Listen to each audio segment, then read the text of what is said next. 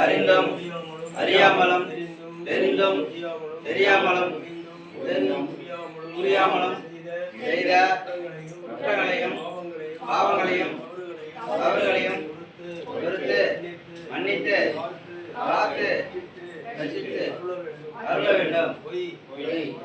பொறாமை, சூது, வாது, கொலை, களவு, ஆணவம் என்னும் தீய செயல்கள் எங்கள் மனதில்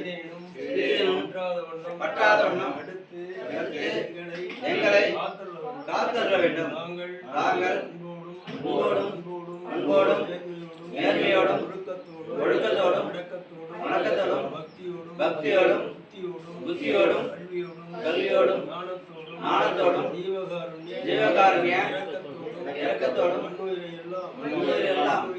நன்முயிராக ரசித்து நல்லதே நினைத்து நல்லதே பேசி நல்லதே செய்து நல்லதே அடைந்திட அருள் செய்திட வேண்டும்.